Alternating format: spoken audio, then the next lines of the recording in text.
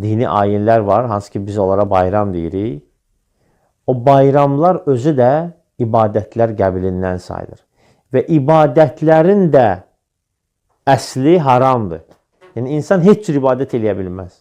İlla ki, şəriətin ona öyrətdiyindən başqa.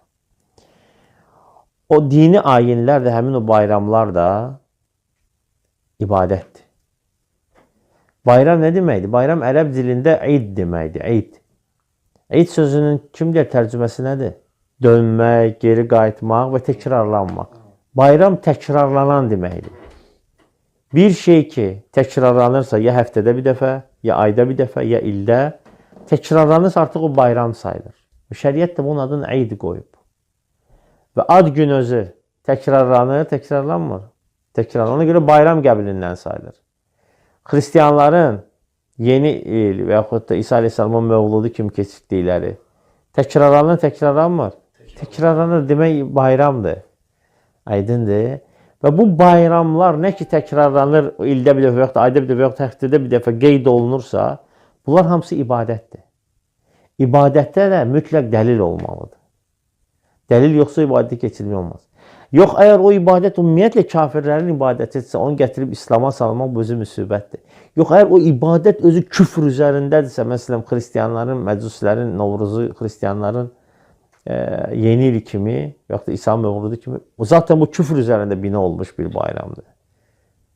Görün, bəzi insanlar bu hətta danışır, tarixindən danışır o bayramın ki, tarixi nə dərəcədə məsələn, bərbad halda da haradan gəlib, o Yunan, Romalılar necə təhlif ediblər falan.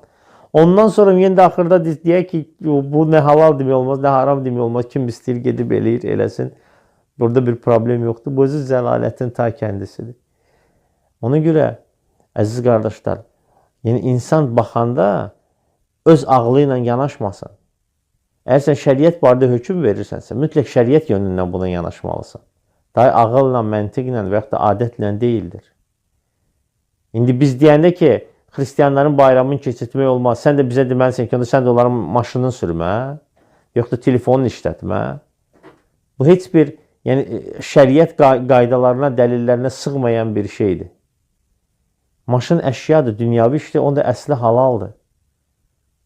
Peyğəmbər sallallahu aleyhi ve sellemin vaxtında Yahudilərdən silah, qalxan alıb istifadə ediblər. Buna dəlillər var. Siz Yahudilərlə ticarət ediblər. Amma Yahudilərin hər hansı bayramını keçirdiblər. Xaçpərəstlərin hər hansı bayramını keçirdiblər. Heç vaxt keçirməyiblər. Ona görə belə bir müqayisə batil müqayisədir.